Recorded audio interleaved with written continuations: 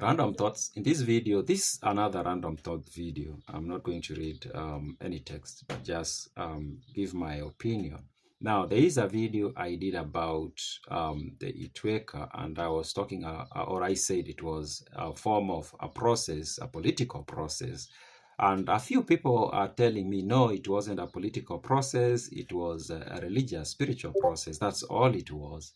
And that's not actually an opinion. That's being very wrong in the thinking, because there is an assumption there, and this assumption comes from the education that we've been given, beginning the time the colonial era started up until today. Actually, the education we get has formed that assumption, or that will make you think the Itueka was not a political process. And if you are going to say that the Itueka was not a political process, you are going to say that the Kiama was not a political structure. You have to do that. There is no way you are going to say that the Itueka was not a political process, and then you say the Kiama was a political process. There is no way. It's either both are a political process, or both are just a religious process or a spiritual process. And this is something else that we need to bear in mind, and it might come like a common sense.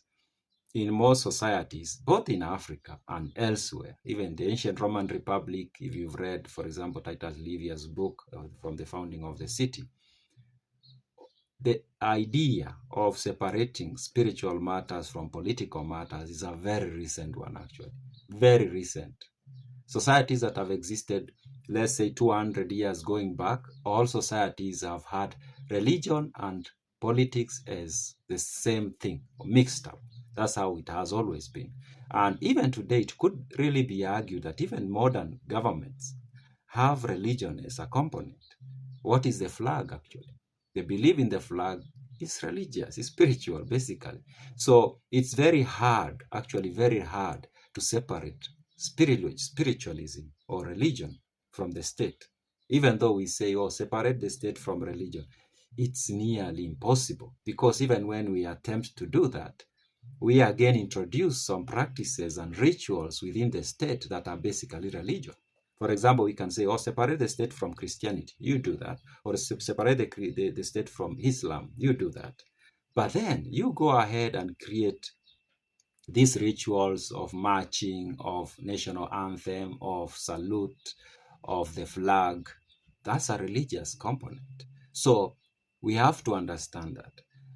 Now, 200 years going back, nobody argued about separating the state from religion. It wasn't even something people thought about. To most people, state and religion were one and the same thing. Like, they had to go together. And I think actually that there is no way you will ever separate religion from the state. It's impossible, because even when you attempt to do that, what do? We reintroduce religious practices into the state. I give the flag as an example, and national anthem and coats of arms. Those are religious symbols, if you ask me. Now, let's go back to the issue of the Agikuyu Itueka and Kiama structure. So somebody arguing that the Itueka was a religious process is thinking, or has bought into the idea, that you have to separate, that religion and politics have to be separate, and they were separate. They were not. They were the same thing. They were into the same thing. They formed one unit. So when the Agikuyu performed these things that seem to be religious, spiritual matters, they were part of the state political process. And in fact, I did read Ibn Battuta's book, where I discussed his visit to Mogadishu. And that part is very interesting, because he talks about the Friday prayers that were happening in Mogadishu while he was present. And he describes the entire process. And when you look at the process, it is Friday prayers, but it's a political process. It's a political function. They are marching soldiers. They are, the head of state does things that are a political process, but it's a Friday prayer. So that's how societies are. So the Itueka was a religious process, a spiritual process, but also a political process. If you are going to say it wasn't a political process, then you are bringing in, or you are accepting the wrong idea brought by the British, that the natives, the so-called natives, do not have political organization. It is them who brought political organization, which is erroneous. the Kiama councils used to sit down and listen to cases. The Athuria Uku, who organize and manage the Itueka, were like the Court of Appeal. They will take cases that have been decided by the other levels of the Kiama structure, and if there were appeal, they will take some appeals and they will make adjustments to the rulings or the judgments that had been made by the lower councils. So if that is political, what makes them meeting, organizing a major national event where all leaders come in and they have like a 3 months retreat and they discuss issues, they share knowledge of what makes that not a political process? Or how can we even imagine that's not a political process? Unless, of course, we bought into the idea that it is the British who brought government. We lived like animals, we did not have government, which is it's an argument that we shouldn't even imagine making because it's very far from the truth.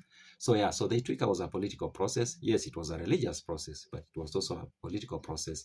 And you have to understand that the idea of separating the state from religion is a recent invention. And so far, it's not looking like it's working. And you might be like, oh, the Western countries have managed to separate state from religion. No, they have not, if you ask me.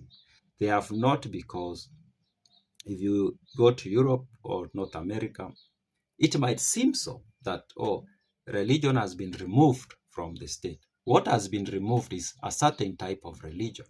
Christianity is being removed from the state. And in some so-called Islamic world, of course, there are those that are attempting to remove Islam from the state. But the problem becomes that when they do that, then you realize, if you are a keen observer, you realize that they remove the religion, but they bring another religion. And that's the religion of the worship of the state. And yeah, that's what it becomes often, is the religion of the worship of the state. And these rituals that we do, we don't even think of them as rituals, but they are rituals that we do that are religious things. Yeah, so those are my random thoughts.